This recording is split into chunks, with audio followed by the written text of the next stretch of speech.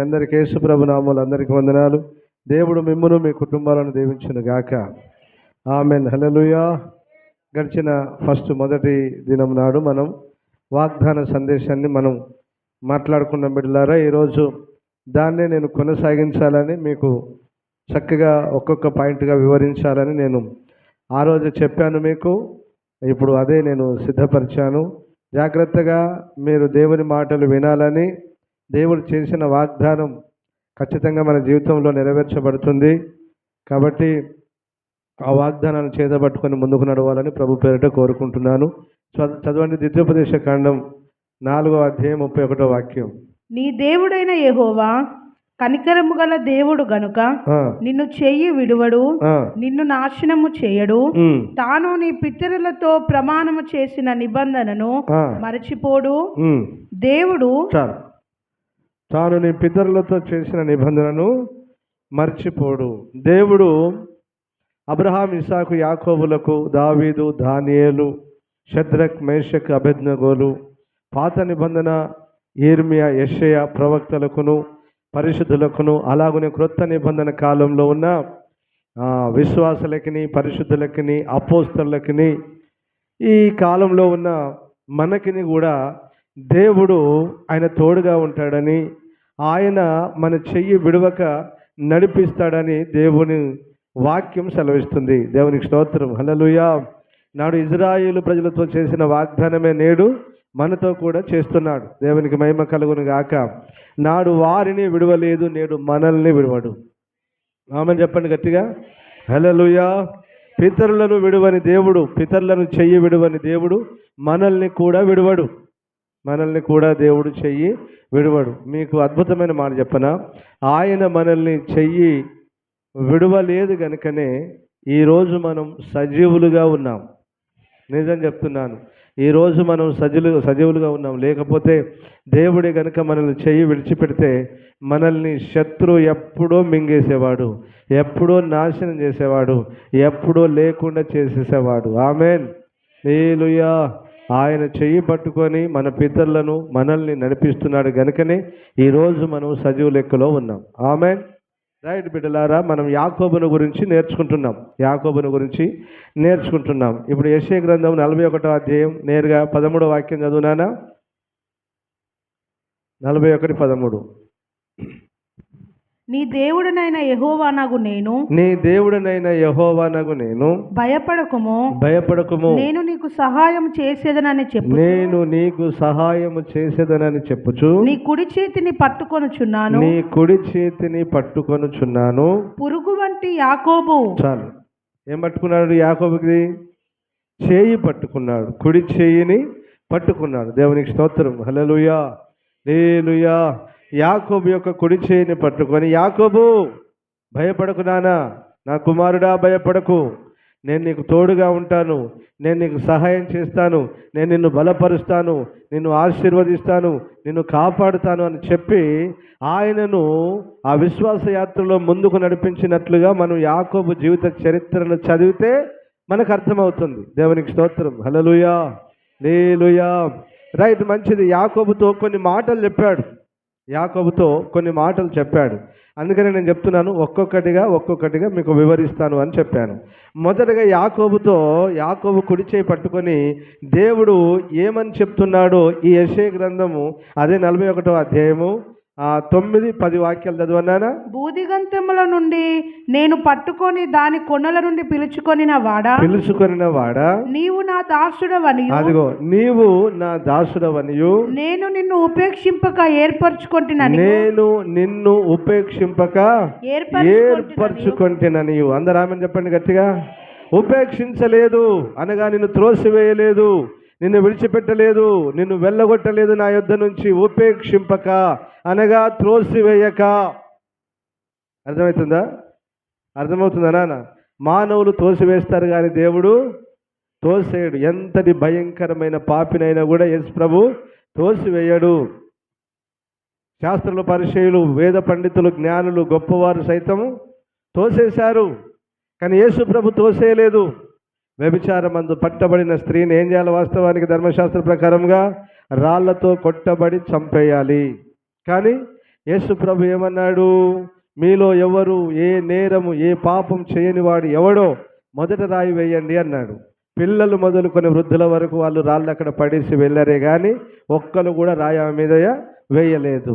ఇప్పుడు యేసు ప్రభు ఆమెను ఏం చేయాలి? చి పాపాత్మరాల దుర్మార్గుల నడు, వెళ్ళిపో, ఇక్కడి నుంచి చేయకపో అన్నాడా? అనలేదు.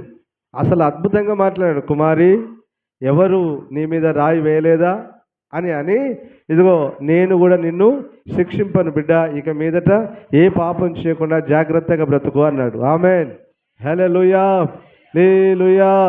అలాగనే సమరయ పట్టణంలో ఉన్న స్త్రీని కూడా దేవుడు ఏం చేశాడు? అసలు వాస్తవానికి సమరయులకు యూదులకు సాంగత్యమే లేదు. అయినప్పటికీ దేవుడు ఏం చేశాడు? ఆమె కొరకే వెయిట్ చేశాడు. బిడ్డ, 5గురిని మార్చావు, 6వ ఉంచుకున్నావు, వాళ్ళతో కొనసాగుతున్నావు, పాపాత్మురాల, నీచురాల, దుర్మార్గురాల పో అన్నాడా? అనలేదు. యేసు ప్రభు నైజమండి, ఆయన దేవుడు. అందుకే ఆమేన్, హల్లెలూయా. ఆయన దేవుడు, మన మనుషులం. మనకేదైనా కొంచెం చూస్తే కోపాలు వస్తాయి, చీ నీది బ్రతికే నారని తిడతాం. కానీ ఆయన దేవుడు. దేవునికి మహిమ కలుగును గాక. ఆయన కృప కనికరము గల దేవుడు, ఆయన ప్రేమ వాత్సల్యములు గల దేవుడు. చెప్పు గట్టిగా ఆమేనని, చెప్పు గట్టిగా ఆమేనని. ఒకసారి దేవునికి స్తోత్రం చెప్పు గట్టిగా. స్తోత్రం, స్తోత్రం, స్తోత్రం, స్తోత్రం, స్తోత్రం. మోసగాడవైన యాకోబు అన్న ఆశీర్వాదాన్ని కొట్టేసి దొంగిలించి పరిగెత్తుకొని వస్తున్న యాకోబు అని అన్నాడా? అనలేదు, అనలేదు. యాకోబు, నేను నిన్ను ఉపేక్షింపక, నిన్ను త్రోసివేయక, నిన్ను అలక్ష్యం చేయక, నిన్ను విడిచిపెట్టక నేను నిన్ను ఏర్పరచుకున్నాను అన్నాడు. దేవునికి స్తోత్రం, హల్లెలూయా, హల్లెలూయా. నాకు వచ్చిన ప్రశ్న ఏంటంటే యాకోబు వాస్తవానికి యోగ్యుడా? కాదు. మోసం చేసి అన్న ఆశీర్వాదాన్ని కొట్టేసి, కుయుక్తిగా ఆశీర్వాదాన్ని కొట్టేసి అన్న చంపుతాడని భయానికి పారిపోతున్నాడు. అలాంటి వ్యక్తిని చూసి నా దాసుడా అన్నాడు. ఏమన్నాడు? నీవు నా దాసుడవనియు, నీవు నా దాసుడవనియు, నేను నిన్ను తృణీకరింపక ఉపేక్షింపక ఏర్పరచుకుంటుననియు అన్నాడు. దేవునికి స్తోత్రం, హల్లెలూయా. నా ప్రశ్న ఏంటంటే దేవుడు ఎవరిని, ఎలాంటి వారిని ఏర్పరచుకుంటాడు? ఇప్పుడు చాలామంది అనుకుంటున్నారు, నాన్న నేను కూడా దేవుని ఏర్పాటులో ఉన్నాను అనుకుంటున్నారు చాలామంది. మీకు కొంచెం క్లారిఫై చేయాలని అనుకున్నాను నేను. కొంచెం ప్రతి విషయంలో ప్రతి వాగ్దానము నాకే అనుకుంటారు. కానీ ఆ వాగ్దానాన్ని నువ్వు సంతరించుకోవాలంటే నీ చెయ్యి విడవక, తాను నీ పితరులతో చెప్పిన నిబంధన నెరవేర్చినట్లు, నిన్ను విడవక ఎడబాయక కాపాడుకున్నట్లు ఆ వాగ్దానం నీ జీవితంలో నెరవేర్చాలంటే నాన్న నువ్వు ఎలాగుండాలి అనే సంగతులు కొన్ని మీకు తెలియజేయాలని నేను ప్రేరేపించబడ్డాను. దేవునికి స్తోత్రం, హల్లెలూయా.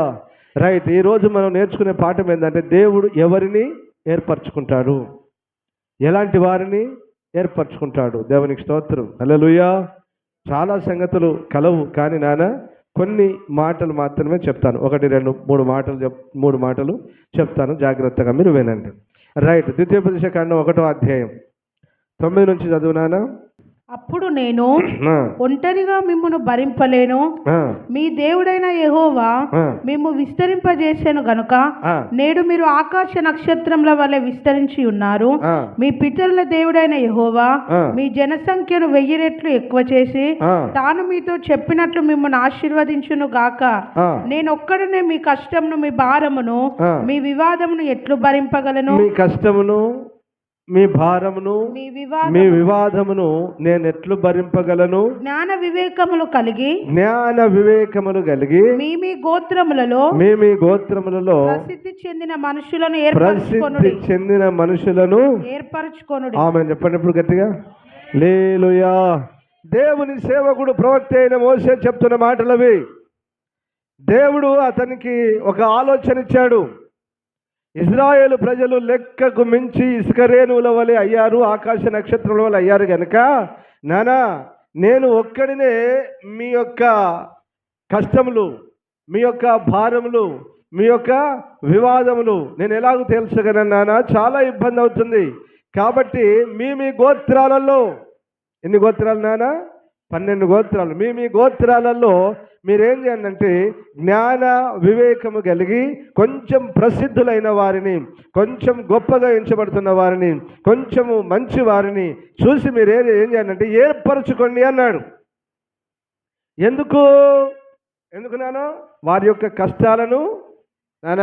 యొక్క కష్టాలను తెలుసుకొనుటకు, వారి భారములను భరించుకొనుటకు, వారి వివాదములు అనగా గొడవలు పంచాదులను పరిష్కరించుకొనుట కొరకు. హల్లెలూయా.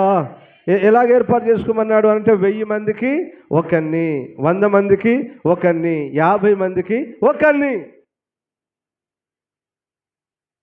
ఇప్పుడు మనం ఏమని పిలుస్తున్నాం వీళ్ళని? ఇక్కడ కుల పెద్దలు అంటున్నాం,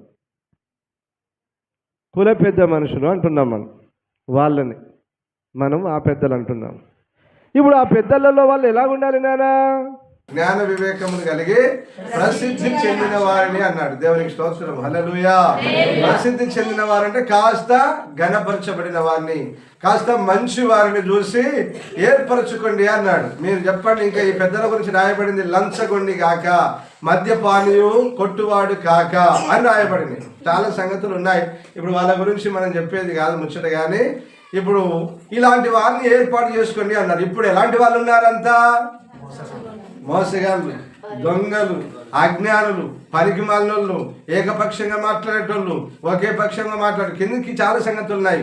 నువ్వు ఏకపక్షం వహించొద్దు, అన్యాయం పక్షంగా నువ్వు మాట్లాడొద్దు అని కిందికి ఉన్నాయి సంగతులన్నీ, కిందికి ఉన్నాయి ఆ వాక్యంలో. దేవునికి స్తోత్రం. హల్లెలూయా. మనం ఏర్పరచబడిన వారి గురించి నేర్చుకుంటున్నాం కనుక ఎవరిని ఏర్పాటు చేసుకోవాలి? ఎవరిని దేవుడు ఏర్పాటు చేసుకుంటాడంటే జ్ఞాన వివేకం గల వారిని. ఏ జ్ఞానం నానా? ఎందుకు? లోకములో వివాదములు అనగా మన గోత్రాలు దేవుని ప్రజల్లో వారి కష్టాలు తెలుసుకున్నటకు, వాళ్ళ భారం భరించుటకు, వారికి మధ్యలో ఉన్న వివాదాలు తీర్చుటకు ఎవరిని ఎన్నుకోవాలంటే కాస్త జ్ఞాన వివేకము కలిగిన వారిని ఏర్పాటు చేసుకోవాలి. అజ్ఞానులని కాదు, మూర్ఖులని కాదు, తెలివి తక్కువని కాదు, లంచగొండిని కాదు, తాగుబోతుని అంతకంటే కాదు, ప్రజల సొమ్ము దోసుకు తినేవాడిని అంతకంటే కాదు. దేవునికి స్తోత్రం. హల్లెలూయా.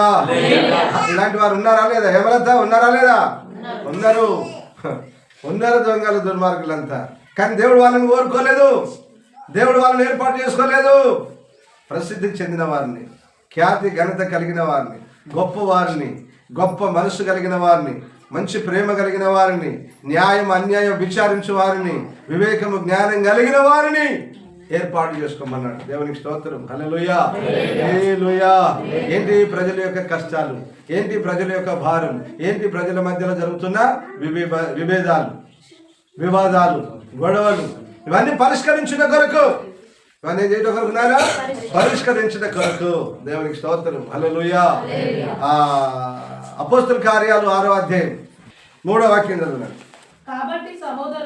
కాబట్టి సహోదరులారా ఆత్మతోను జ్ఞానముతోను మంచి పేరు పొందిన 7 మనుషులను మీలో ఏర్పరచుకొనుడి. మేము వారిని పనికి నియమింతుము. అయితే మేము ప్రార్థనయందు వాక్య పరిచర్యందు అందరూ ఆమె చెప్తారా గట్టిగా? హల్లెలూయా. హల్లెలూయా. ఎవరిని ఏర్పాటు చేసుకోమన్నాడు? ఎవరిని ఏర్పాటు చేసుకోమన్నాడు? పైన 3వ వాక్యంలో ఆత్మతోను జ్ఞానంతోను నిండుకున్న వారిని. ఏం పని? మా మంచి పేరు కలిగిన వారిని. ఏం పని మీరు చేసే పని? ఆహారము పంచిపెట్టుటకు. దేనికి నానా? ఆహారము పంచిపెట్టుటకు, భోజనము పంచిపెట్టుటకు.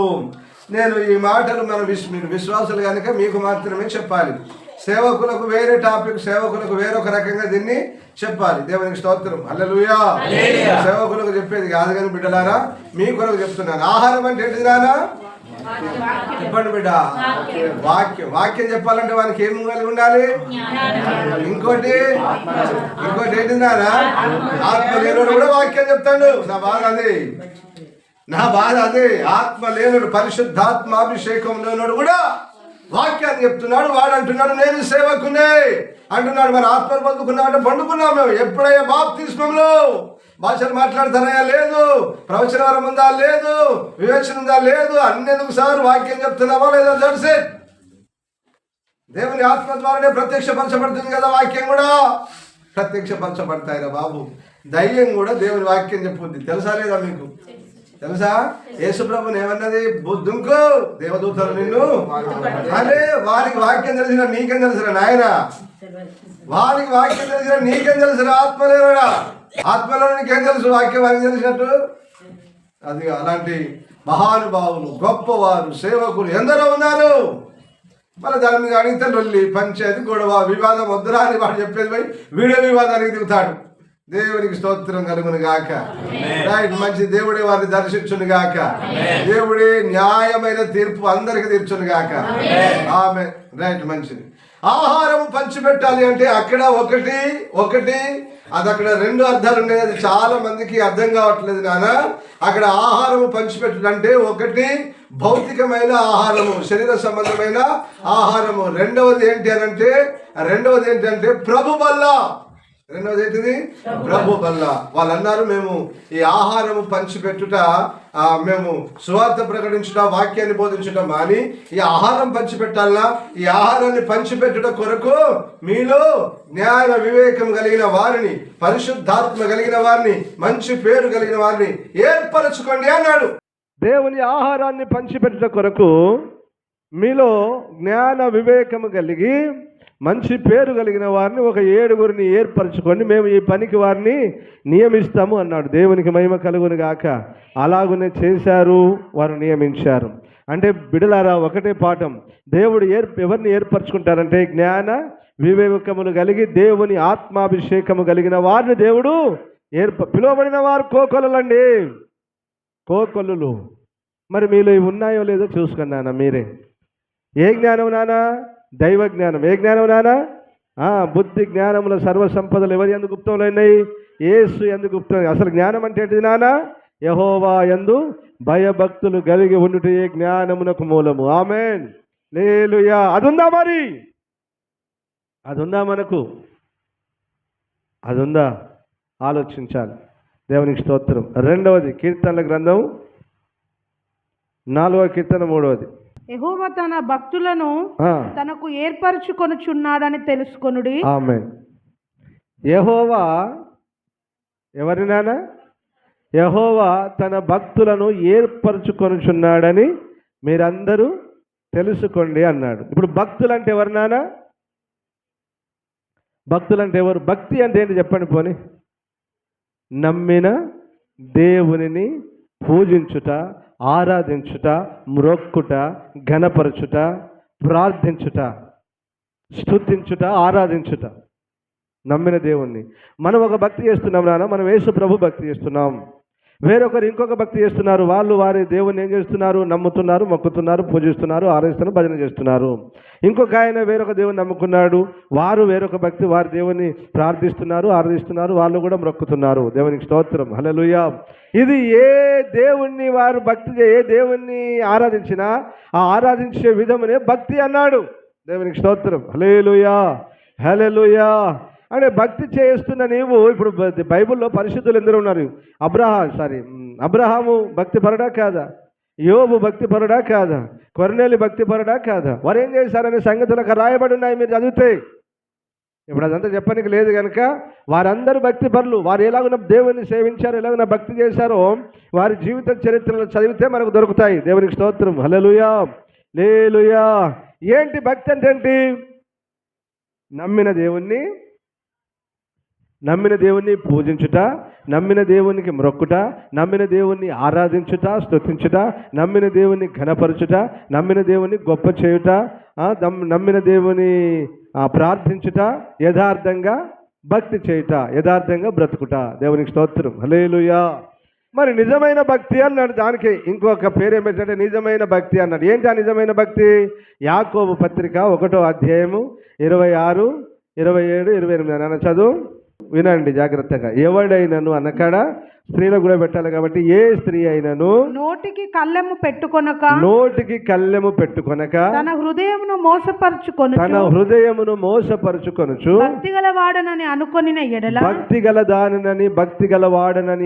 ఎడల వాని భక్తి వ్యర్థమే, ఆమె భక్తి వ్యర్థమే. దేనికి కళ్ళెం పెట్టుకోవాలట? నోటికి. ఎందుకు పెట్టుకోవాలి కళ్ళెం? ఎందుకు? నాలుక చిన్న అవయవమైనను అది బహుగా అదిరిపడుతుందట.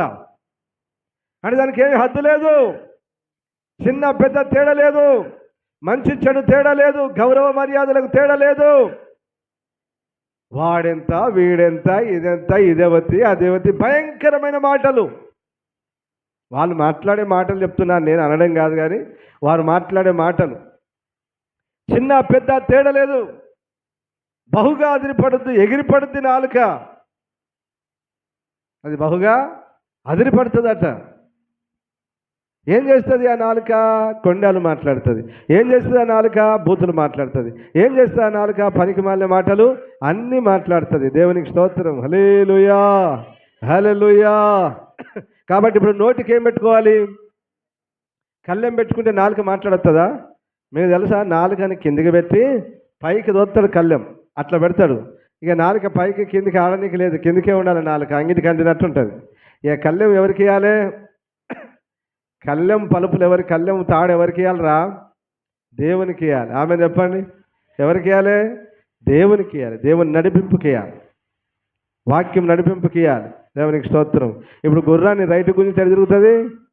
రైట్గా తిరుగుతుంది. లెఫ్ట్ గుంజితే, కానీ మనోళ్ళు తిరుగుతలేరు, మనోళ్ళు తిరగట్లేదు, విశ్వాసులు అందరూ తిరగట్లేదు. హల్లెలూయా.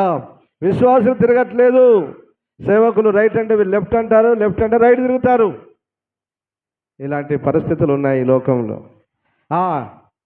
నోటికి కళ్ళెము పెట్టుకొనక తన హృదయంను మోసపరచుకొనుచు భక్తి గల వాడనని అనుకొనిన ఎడల వాని భక్తి వ్యర్థమే.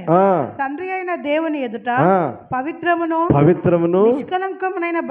నిష్కలంకమునైన భక్తి ఏదనగా దిక్కులేని పిల్లలను. ఎవరి నాన్న? దిక్కులేని పిల్లలు అంటే ఎవరు చెప్పండి? అనాథలు. ఎవరు నాన్న? దిక్కులేని పిల్లలను, విధవరాండ్రను వారి ఇబ్బందిలో పరామర్శించుట. ఏం చేయాలన్న వాళ్ళను?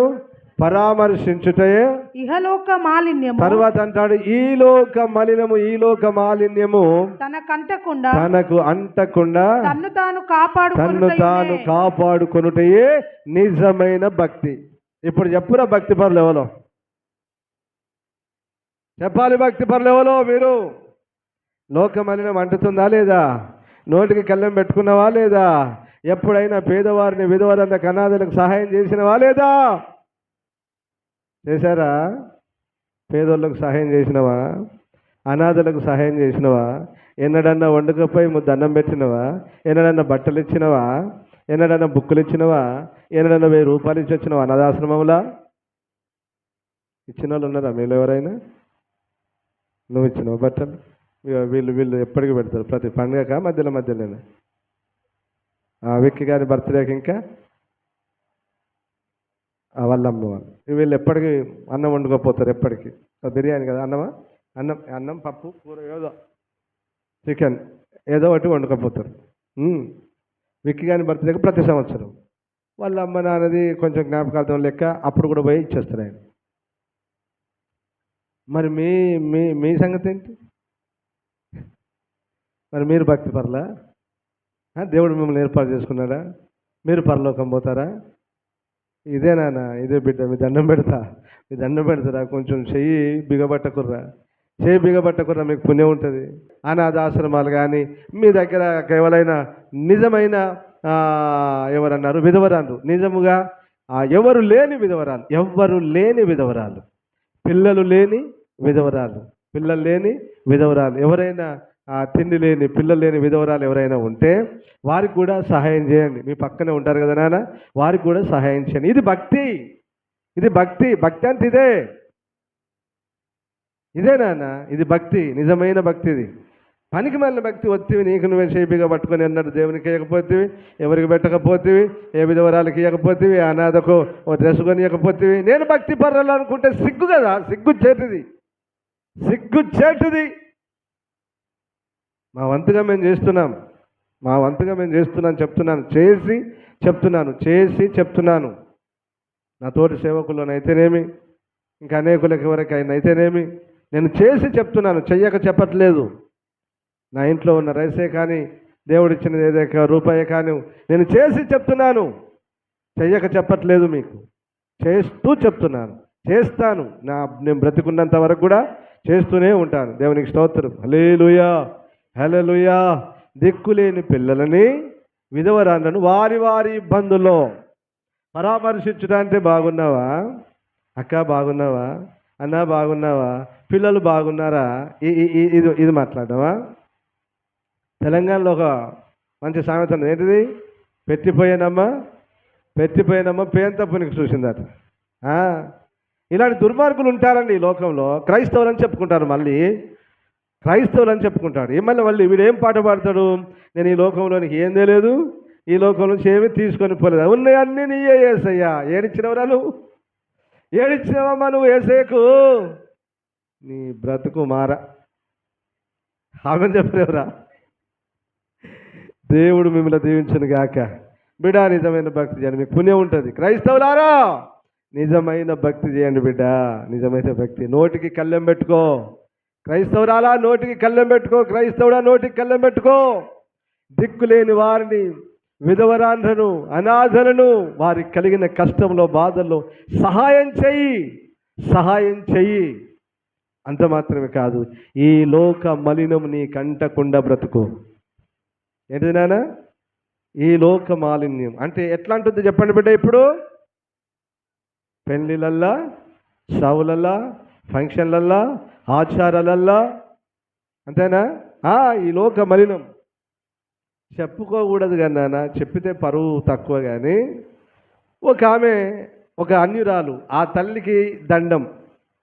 నిజంగా ఆ తల్లికి నేనైతే 2 చేతుల దండం పెడుతున్నాను. దేవునికి స్తోత్రం. హల్లెలూయా. ఏమని తిడతాను తెలుసా? మీరు క్రైస్తవులా? దొంగ క్రైస్తవులారా, ఇదిగో బొట్టు సాంప్రదాయం మాది, తాలిబొట్టు సాంప్రదాయం మాది, మెట్టెలు మాయి, కమ్మలు మాయి, గాజులు మాయి, నువ్వెందుకు పెట్టుకున్నావే క్రైస్తవురాలా? కుక్క తిడుతుందిరా. నేను అందుకని అమ్మా నీకు దండం తల్లి. ఇంచుమించు ఆమె ఒక 30 ఏజ్ ఉంటుంది, 30 దాటి ఉంటుంది, 30+ ఉంటుంది. ఆ తల్లి మంచిగానే ఇట్లా లావు ఇట్లున్నది. కుక్క తిడుతుంది క్రైస్తవులందరూ.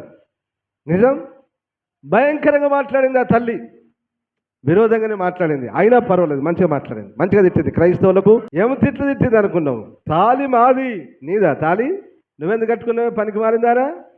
మా తాలి ఏందనుకుంటున్నావు? మా విష్ణు, బ్రహ్మ, మహేశ్వరం 3 ముళ్ళు మాయి. బొట్టు మాది, మా పరాశక్తి మా తల్లిది, నువ్వెందుకు పెట్టుకున్నావే? గాజులు మాయి, నువ్వెందుకు వేసుకున్నావే? తిట్టిందిరా ఇట్లా. మీరు చూడండి, వీడియో షార్ట్లో వస్తుంది అది. అలా తిట్టింది. లోక మాలిన్యము ఇలాగూ కూడా మనకు అంటుతుంది. ఆమేన్, హల్లెలూయా. లోక మాలిన్యం అంటొద్దు.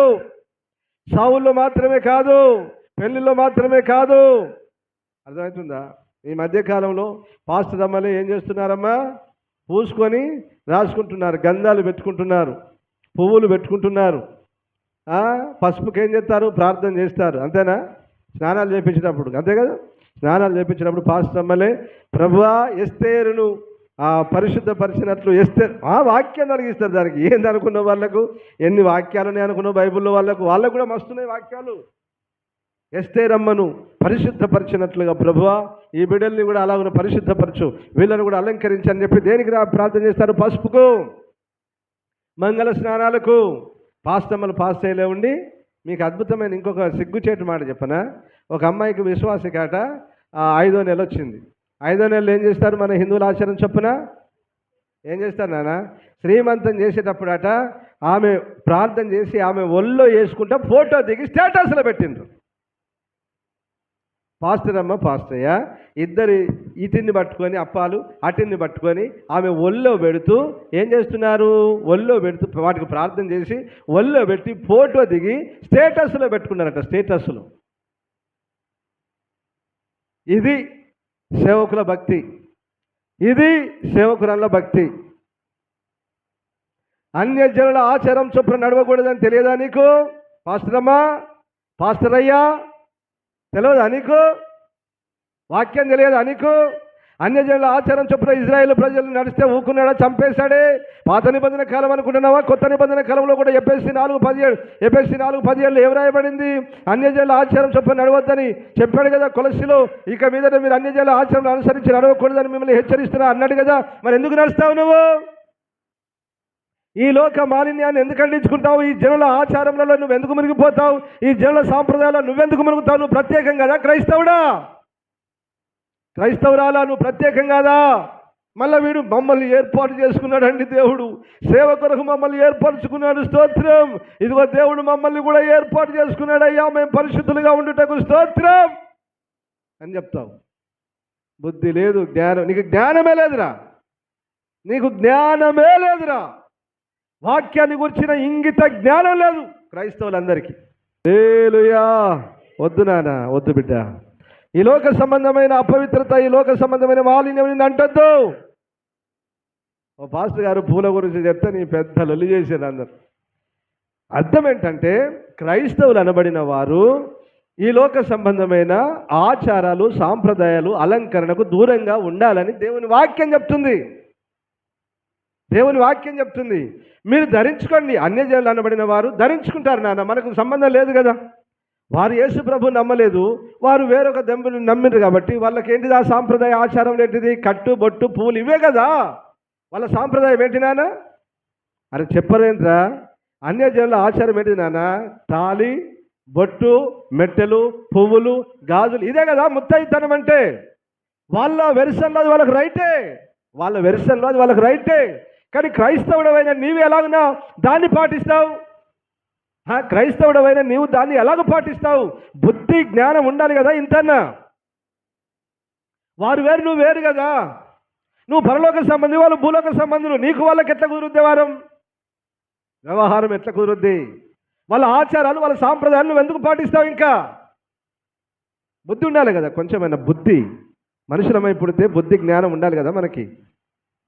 నువ్వు ఏర్పాటులో లేవు, ఇంకా అలంకరించుకొని, ఇంకా పూలు బొట్టు పెట్టుకొని, ఇంకా అన్ని చేస్తే నువ్వు దేవుని ఏర్పాటులో లేవు అనే సత్యాన్ని తెలుసుకో. ఈరోజు దేవుని ఏర్పాట్లు లేవు, నువ్వు భక్తి పర్రాలువే కాదు, బతుకు తెరువు కొరకు వస్తున్నావు. దేవుడు ఏమని ఇస్తే బ్రతుకుతానని, అంతే. రాపో, నీకు ఆటంకం ఏమీ లేదు.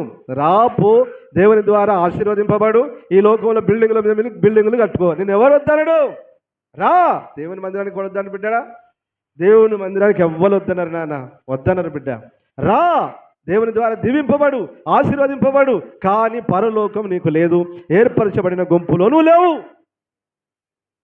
పిలువబడిన వారు 1000 మంది అని రాయబడింది. లూకా సువార్త 12వ అధ్యాయంలో వేల మంది ఒకరినొకడు తొక్కుకున్నారట. కానీ ఏర్పాట్లు ఎంతమంది ఉన్నారు నాన్న? 70 మంది ఉన్నారు. ఆ 70 మందిలో ఎంతమందిని ఏర్పాటు చేసుకున్నారు నాన్న? నేను మీలో 12 మందిని ఏర్పాటు చేసుకోలేదా? అయినా అందులో ఒకడు సాతాను. దేవునికి స్తోత్రం. హల్లెలూయా.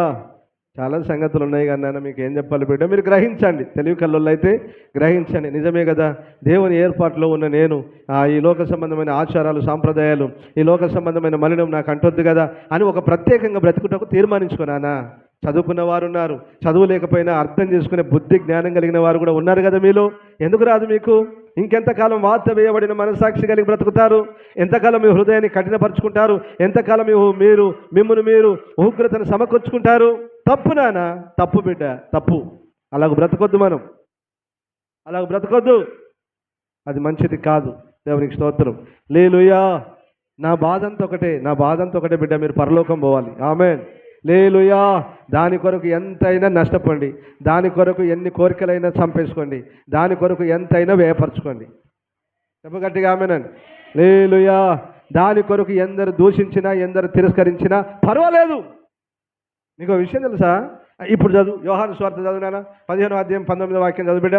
యోహాను సువార్త 15వ అధ్యాయం 19వ వాక్యం చదువు. మీరు లోక సంబంధులైన ఎడల లోకము తన వారిని స్నేహించును. లోకం ఎవరిని? అర్థమైందా ఈ మాటకు? ఈ మాట మీకు అర్థమైందా బిడ్డ? మీరు లోక సంబంధులైతే లోకం మిమ్మల్ని ఏం చేస్తుంది? స్నేహిస్తుంది. అంటే నువ్వు లోకస్తులతో కలిసి తిరుగుతున్నావు, లోకస్తులతో ఉంటున్నావు, లోకస్తులతో ఫ్రెండ్షిప్, లోకస్తులతో వ్యవహారాలు నడిపిస్తున్నావు అంటే నువ్వు ఏ సంబంధివి? అట్లా లోక సంబంధివి నువ్వు దేవుని సంబంధివి కాదు. ఇంకా లోకమును విడవలేదు, లోకస్తులను విడవలేదు. నువ్వు ప్రత్యేకమైన దానివి కాదు, నువ్వు ప్రత్యేకమైన వాడు కాదు. నువ్వు ఎందుకు? మన స్నేహం అంతా లోకస్తులే, మూడు ముచ్చట్లే. ఈ అక్క అవిశ్వాసితో విశ్వాసికి ఎక్కడిదిరా? అవిశ్వాసితో విశ్వాసికి పొత్తెక్కడిది? పాలెక్కడిది? సాంగత్యం ఎక్కడిది, సహవాసం ఎక్కడిది? కానీ నువ్వు కూడేదంతా ఎవరితో? మీరు కూడేదంతా ఎవరితోరా? మా ఊరోళ్ళండి, మా పాలు తోక, ఎవరైతేందిరా? ఇదే కదా నీ సమర్పణ, ఇదే కదా నీ ప్రత్యేక జీవితం. పనికి మాలిన భక్తి తప్పు. అది నువ్వు వేరు కావాలి. మూర్ఖులకి తరము వారికి వేరై రక్షణ పొందాలి. నువ్వు లోక సంబంధి అయిన ఎడల లోకము నిన్ను స్నేహించును. అయితే మీరు లోక సంబంధులు కారు, నేను మిమ్మల్ని లోకము నుండి ఏర్పరచుకొంటిని, అందుచేతనే లోకము మిమ్మల్ని ద్వేషించు. అందరూ ఆమె చెప్పండి. మీరెవరైనా లోకస్తుల చేత ద్వేషింపబడుతున్నారా? మీ పాలివారి చేత ద్వేషింపబడుతున్నారా? మీ ఇరుగు పొరుగు వారి చేత ద్వేషింపబడుతున్నారా? ద్వేషింపబడుతున్నారా మీరు? లేదు లేదు. ఈ గుంపులో ఈ పాట, ఆ గుంపులో ఆ పాట. కలుపుకునుడే. మా ఊరోళ్ళండి, మా పాలోళ్ళండి, మా బంధువులండి. అది అవిశ్వాస అయినా, దొంగ అయినా, తిరుగుబొద్దైనా. ఇప్పుడు చెప్పు, దేవుడు నిన్ను ఎక్కడి నుంచి ఏర్పాటు చేసుకున్నాడు? లోకంలోంచి ఏర్పరచుకున్న తర్వాత మళ్ళీ ఇంకెడిపోవద్దు. నువ్వు లోక సంబంధులతో కలవద్దు. హల్లెలూయా, హల్లెలూయా. లోకం వేరు, నువ్వు వేరు నాన్న. లోకం వేరు, నువ్వు వేరు. లోక ఆచారాలు, లోక సాంప్రదాయాలు, లోక అలంకరణ, లోక పద్ధతులు ఏది నువ్వు చేయొద్దు. నువ్వు బ్రతకనికి వాక్యం ఉంది. నువ్వు ఎట్లా బ్రతకాలో వాక్యం ఉంది. ఏ విధంగా బ్రతకాలో వాక్యం ఉంది. తెలియకపోతే తెలుసుకొని వాక్యానుసారంగా బ్రతకనికి ప్రయత్నించు. దేవునికి స్తోత్రం. హల్లెలూయా. క్రైస్తవ జీవితం అంటే నేను ఎప్పుడు చెప్తున్నాను, ఇప్పుడు చెప్తున్నాను. క్రైస్తవ జీవితం అంటే విశాలమైన మార్గం కాదు. క్రైస్తవ జీవితం అంటే ఇరుకు మార్గం. ఆ దారిలో ఏముంటాయంటే పూలు తివాచీలు వేయరు నాన్న. ఆ దారిలో ముళ్ళు రాళ్ళు ఉంటాయి, పల్లెరు గాయలు ఉంటాయి, గుచ్చుతూనే ఉంటాయి. లోకం ఏం చేస్తుందంటే లోకం తన వారిని స్నేహిస్తుంది. ఆ తర్వాత నువ్వు దేవుని సంబంధం అయితే నేను ఏం చేస్తుంది లోకం? అదిరా, అది. అందరితో సమాధానంగా ఉండండి, కానీ రాసుకొని పూసుకొని తిరగద్దు. వారితో సహవాసం, వారితో సాంగత్యం నీకు తగదు. అన్యులతో కాదు, అవిశ్వాసితో. దేవుని మందిరానికి పోదు, ప్రార్థనకు పోదు, వాక్యం తెలియదు, అభిషేకం లేదు, ఓ సమర్పణ లేదు. ఆ పనికి మాలిన వాళ్ళతో నీకేం సాంగత్యం రా? నీకేం సహవాసం? ఇంగిత జ్ఞానం లేని వారు కాదు మీరు. ఎంతో అంత ఇంగిత జ్ఞానం ఉంది, కాకపోతే మీ హృదయాలను కఠినపరుచుకుంటున్నారు. మీ బతుకులను మార్చుకోవట్లేదు. మార్చుకోండి. ఆ 99 మందిలాగా మీరు ఉండొద్దు. మారు మనసు అక్కర లేదన్నారట వాళ్ళు. ఏమన్నారు? మాకు అక్కర్లేదన్నారట వాళ్ళు. ఎంత దుర్మార్గులో చూడు వాళ్ళు. మాకు మారు మనసు అక్కర్లేదన్న వాళ్ళు ఎంతమంది ఉన్నాడు సంఘంలో? మారు మనసు పొంది ఒక్క పాపి విషయమే పరలోకం నిన్ను బట్టి ఎక్కడ సంతోషపడుతుంది? నీకు మారు మనసే లేదా? నిన్ను బట్టి ఎట్లా సంతోషపడతాడు దేవుడు? కొంచెం ఆలోచించండి, కొంచెం వివేచించండి. అవి అలంకరణ తీయడం వలన, పూలు పెట్టుకోకుండడం వలన, ఇంకేదో చేయడం వలన అదేమో నీకు నాముచ్చి కాదు, దేవుని చేత నువ్వు గణపరచబడతావు. అట్లాగని తీసిన వాళ్ళంతా వ్యభిచారం చేసి, తీసిన వాళ్ళంతా తప్పు చేసి, పనికి మాలి చేయడం అది కరెక్ట్ కాదు. పాపమే, నీతే. ఎవరైనా సరే ఆమె చెప్పండి గట్టిగా, హల్లెలూయా. ఇప్పుడు దేవుడు ఎవరిని ఏర్పాటు చేసుకున్నాడు? తృణీకరింపబడిన వారిని. ఎవరినానా? అక్కడ అదే ఉంది. అక్కడ ఏమున్నది? అక్కడ ద్వేషింపబడిన వారు. లోకం నిన్ను ఏం చేస్తుందట? ద్వేషింపబడిన వారిని. లోకం చేత ఎవరైతే ద్వేషింపబడతారో వారిని దేవుడు ఏర్పాటు చేసుకున్నాడు. నువ్వు ఆ గుంపులో ఉన్నావా, లేక లోకంతో కలిసిపోతున్నావా? లోక స్నేహం దేవునికి వైరం అని తెలియదా? తెలుసా లేదా? తెలుసా? లోక స్నేహము, లోకంతో స్నేహం చేయడము, లోకస్తులతో స్నేహం చేయడము దేవునికి వైరం. అంటే తెలుసా? పోనీ తెలుగులో అర్థం గొడవ, పంచాది. ఎప్పటికీ పంచాదే. నీకు దేవునికి కొట్లాటే. ఎందుకు కొడుతున్నావు ప్రభువా, ఎందుకు తిడుతున్నావు, ఎందుకు నాశనం చేస్తున్నావు అంటే ఏమంటాడు? ఎవడు చేయమన్నాడు? ఆ లోకస్తురాలతో, ఆ లోకస్తులతో నిన్ను ఎవడు స్నేహం చేయమన్నాడు అంటాడు ప్రభు. నా వాక్యం లేదా, తెలియదా, వాడు ఆ సేవకుడు చెప్పలేదా నీకు అంటాడు. బుద్ధి మనమే తెచ్చుకోవాలి, జ్ఞానం మనమే తెచ్చుకోవాలి. వాక్యానుసారంగా బ్రతుకుటకు మనల్ని మనమే సమర్పించుకోవాలి. ఆమెన్, హల్లెలూయా. రైట్, ఇప్పుడు చెప్పండి ఎవరిని ఏర్పాటు చేసుకున్నారు దేవుడు? ఒకటి జ్ఞాన వివేకం కలిగిన వారిని. 2, దేవుని ఆత్మాభిషేకం కలిగిన వారిని. 3, భక్తులను. 3 ఎవరిని నాన్న? భక్తి గల వారిని. 4వది ఏంటిది? లోకము చేత ద్వేషింపబడిన వారిని. లోకం ద్వేషిస్తుంది నాన్న. నువ్వు దేవుని కొరకు నిలబడ్డప్పుడు, దేవుని కొరకు బ్రతికినప్పుడు నేను ద్వేషిస్తుంది రా. లోకం ఘనపరచబడి ఇక్కడ గుర్తుపెట్టుకోండి, ఈ లోకంలో నీకు ఘనత, సింహాసనం, గొప్ప, పొగడత లేదు. అదేదాన్ని ఉంటే నువ్వు లోక సంబంధమే. ఫలాని సిస్టర్ మంచిదండి, ఫలాని బ్రదర్, ఆ అక్క సూపర్ అండి. ఎందుకు? ఆ అక్క ఈ గుంపులో ఈ పాట పాడింది, ఆ గుంపులో కాబట్టి మంచిదైంది. నీతి కొరకు, సత్యం కొరకు బ్రతికితే ఎప్పుడు ప్రార్థన అంటది, ఎప్పుడు ఆరాధన అంటది, ఎప్పుడు పరిశుద్ధత అంటది, ఎప్పుడు సమర్పణ అంటది. అప్పుడు ఏం చేస్తుంది? లోకస్తులు నిన్ను ద్వేషిస్తారు. దేవునికి స్తోత్రం. దేవుడు వద్ద, గాజులు వద్దన్నాడా దేవుడు? పూలు వద్దన్నాడా దేవుడు? మెట్టలు వద్దన్నాడు? వాటి అర్థం తెలుసుకో పిచ్చిదానా. పిచ్చిదానా తెలివి తక్కువ సన్నాసి. వాటి అర్థం తెలుసుకొని బతుకు. వాటి అర్థం తెలియదా? నువ్వు ఎవరికి పెళ్లి చేసుకున్నావు నీకు తెలియదా నీ బతుకు? తాళి కట్టుకుంటే నువ్వు ఎవరికి పెళ్లి చేసుకున్నట్టు? నీ మెళ్ళలో తాళుంటే 3 చేసుకున్నావు. ఎవరెవరినిరా? ఇది కూడా తెలియకపోయా నీ బతుకు. నీ బతుకు ఇది కూడా తెలియకపోయా మెడలు వేసుకుంటారు కాబట్టి. మారాలిరా మీరు. మనం మారాలి బిడ్డ, మనం మారాలి. నువ్వు పరాయి భార్య కాదు నువ్వు. పేరుకే వీడు నీ పక్కన ఉన్నాడు పేరుకే. కానీ 3 చేసుకున్నావు. ఎవరిని? వాళ్ళని చేసుకున్నావు, త్రిమూర్తులను. నువ్వు అడుగు, వేదాలను అడుగు. ఎవరైనా బాపనైనా దొరికితే అడుగు, బ్రాహ్మణైనా దొరికితే అడుగు, తెలిసిన వాళ్ళని అడుగు. దీని విలువ ఏంటిదయ్యా అని అడుగు. ఈ సాంప్రదాయం యొక్క పద్ధతులు ఏంటని అడుగు. తెలివి తెలుసుకొని బతకండి. దేవుడు మిమ్మల్ని దీవించును గాక. ఆమేన్. హల్లెలూయా. రైట్. ఇప్పుడు వినండిగా, ఎందుకు ఏర్పాటు చేసుకున్నాడు? ఎందుకు నిన్ను లోకంలో నుంచి ఏర్పరచుకున్నాడు? ఇంకా ఉన్నాయి కానీ అవి దాటేస్తున్నా, కుదరదు ఇప్పుడు చెప్పానికి అవన్నీ. ఎందుకు నిన్ను లోకంలో నుంచి ఏర్పరచుకున్నాడు? రైట్. ఇప్పుడు ఆ మాటలు కొన్ని వినండి నాన్న. 2 తెస్సలోనికైలకు రాసిన పత్రిక 2వ అధ్యాయం 13వ వాక్యం. ప్రభువు వలన ప్రేమింపబడిన సహోదరులారా, ఆత్మ మిమ్మును పరిశుద్ధపరచుట వలన మీరు సత్యమును నమ్ముట వలన రక్షణ పొందుటకు దేవుడు ఆది నుండి మిమ్మును ఏర్పరచుకొనెను. అందరూ ఆమేన్ చెప్పండి బిడ్డ. చెప్పు గట్టిగా ఆమేనని. ఎందుకు ఏర్పరచుకున్నాను నిన్ను? అరే చెప్పండి రా. నశించిపోవటకు కాదు, నిత్య నరకంలోకి పోవటకు కాదు. నిన్ను ఏర్పాటు చేసుకున్నది రక్షణ పొందుటకు. ఏ రక్షణ? శరీర సంబంధమైన రక్షణ వేరు, ఆత్మకు రక్షణ వేరు.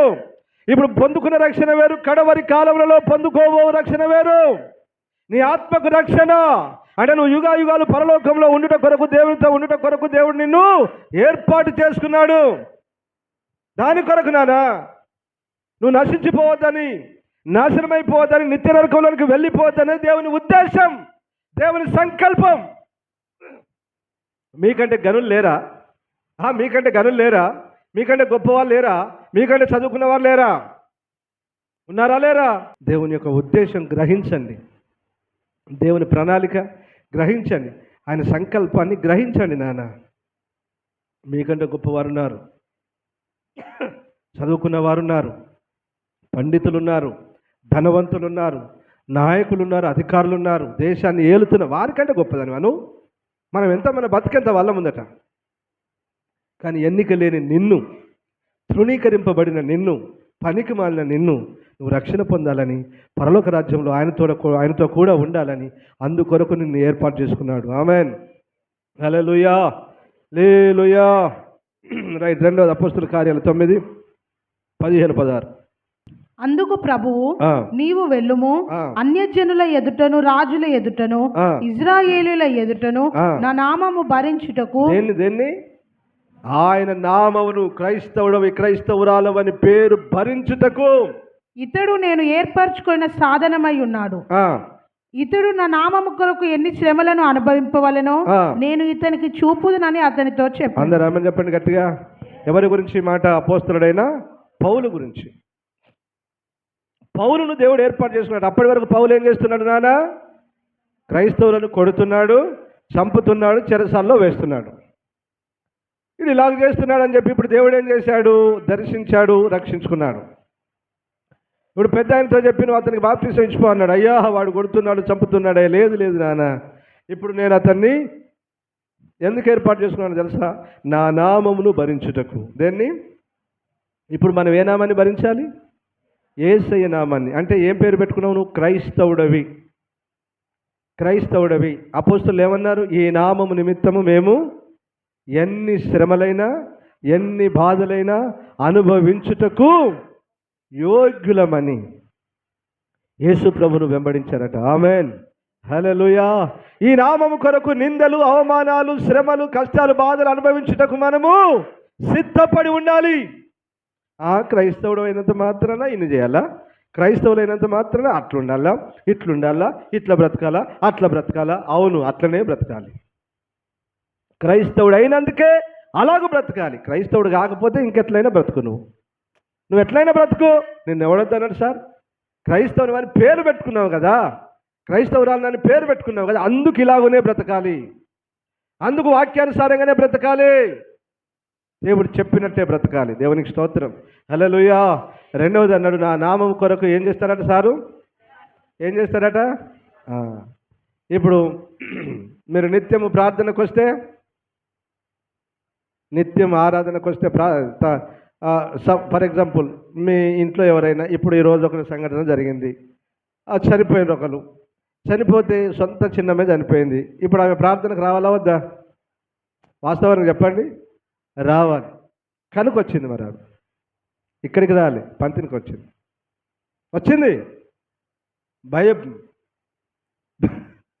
భయం. ఒకటి దేవునికి రెండు, సేవకులు కూడా ఏమన్నా అంటారేమని భయం. అర్థమవుతుందా?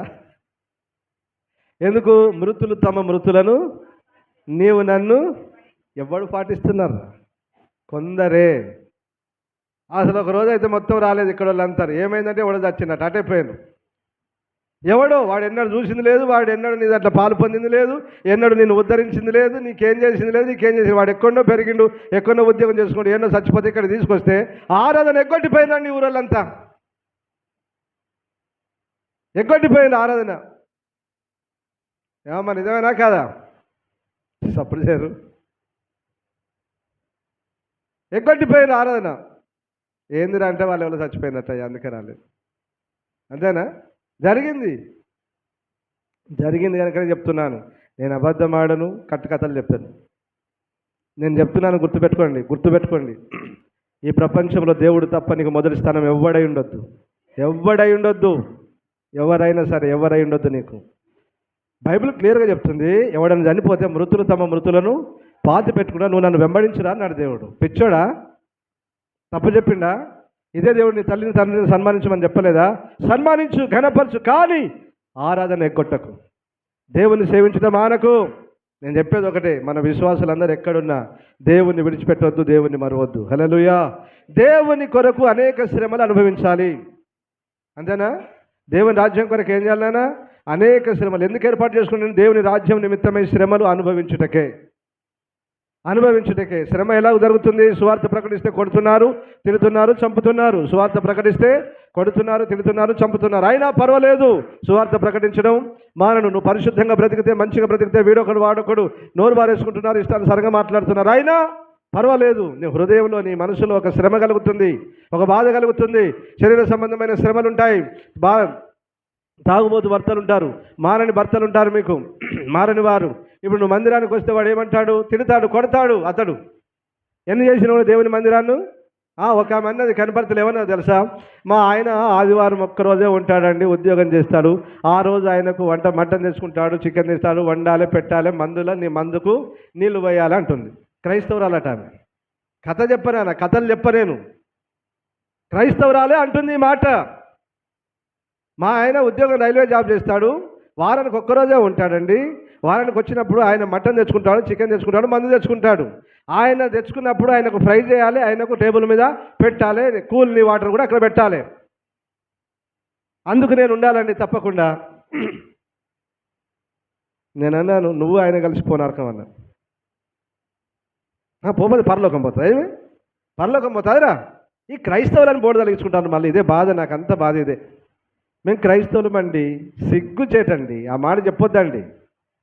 క్రీస్తు ఎవరో తెలుసా అండి? పోనీ నీకు క్రీస్తు ఎవరో తెలుసా అండి? నీకు క్రీస్తు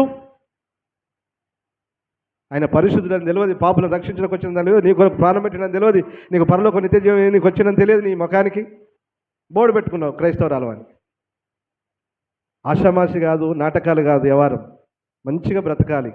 దేవునికి స్తోత్రం, హల్లెలూయా. రైట్. ఎందుకు ఏర్పాటు చేసుకున్నాడు నిన్ను? దేవుని రాజ్యం నిమిత్తం శ్రమలు అనుభవించుట కొరకు నిన్ను దేవుడు ఏర్పాటు చేసుకున్నాడు. ఇప్పుడు మీరు కీర్తన గ్రంథం 135:14 చదువు త్వరగా. అరే 4 రా. యెహోవా తన కొరకు యాకోబును ఏర్పరచుకొనెను. యెహోవా తన కొరకు యాకోబును ఏర్పరచుకొనెను. తనకు స్వకీయ ధనముగా, అదిగో తనకు స్వకీయ ధనముగా ఇశ్రాయేలును ఏర్పరచుకొనెను. అందరూ ఆమేన్ చెప్పండి గట్టిగా. హల్లెలూయా. ఇప్పుడు చెప్పు నాన్న, నువ్వెవరు నాన్న? నువ్వెవరు? నిన్ను ఎందుకు ఏర్పాటు చేసుకున్నాడు ఆయన? స్వకీయ ధనము. నువ్వెవరు? దేవునికి ధనం. ఎవరు నువ్వు? దేవుని స్వాస్థ్యం. ఎవరు నువ్వు? దేవుని సొత్తు. అంటే దేవుడు తనకు స్వాస్థ్యంగా ఉండుటకు, దేవుడు తనకు ధనముగా ఉండుటకు నిన్ను ఏర్పాటు చేసుకున్నాడు. హల్లెలూయా, హల్లెలూయా. యేసయ్య డబ్బు ఎవరు? యేసయ్య స్వాస్థ్యం ఎవరంటే నువ్వే. అలాంటి నువ్వేమవుతున్నావు? నీ స్వాస్థ్యంగా నేను ఉండను అంటున్నావు. ఎంతవరకు న్యాయం బిడ్డ ఇది? దేవునికి స్తోత్రం, హల్లెలూయా. అలాగూ మనం ఉండొద్దు. ఆమెను చెప్పండి గట్టిగా. రైట్. చివరి మాట చదువు, చెప్పేసి 1:6 చదువు. ఎట్లనగా తన ప్రియుని యందు తాను ఉచితముగా మనకు అనుగ్రహించిన, ఎట్లనగా తన ప్రియుని యందు మనకు ఉచితముగా అనుగ్రహించిన తన కృపా మహిమకు కీర్తి కలుగునట్లు తన చిత్త ప్రకారమైన దయా సంకల్పం చొప్పున యేసుక్రీస్తు ద్వారా తనకు కుమారులనుగా స్వీకరించుటకై, తనకు కుమార్తెలనుగా స్వీకరించుటకై మనలను ముందుగా తన కోసము నిర్ణయించుకొని మనము తన ఎదుట పరిశుద్ధులమును నిర్దోషులములై ఉండవలెనని జగత్తు పునాది వేయబడక మునిపే ప్రేమ చేత క్రీస్తులో మనలను ఏర్పరచుకొని. రామని చెప్పండి నాన్న. హల్లెలూయా. ఎందుకొరకు ఏర్పాటు చేసుకున్నాడట నిన్ను? ఎందుకొరకు ఏర్పాటు చేసుకున్నాడు నాన్న? ఆయన ఎదుట నిలబడటకు. ఇది ఎందుకు నాన్న? ఆయన ఎదుట నిలబడటకు. ఎలాగుండి నిలబడాలి బిడ్డ? పరిశుద్ధులు, నిర్దోషులు. ఏ దోషం ఉండొద్దురా నీ మీద. ఏ దోషము నీ మీద ఉండొద్దు బిడ్డ. ఏ దోషం ఉండొద్దు నాన్న. అర్థం చేసుకోండి వాక్యాన్ని. నేను ఇంతగా ఎందుకు చెప్తున్నాను మీరే అర్థం చేసుకోండి బిడ్డ. మీకు తెలివి లేదని కాదు, మీకు జ్ఞానం లేదని కాదు.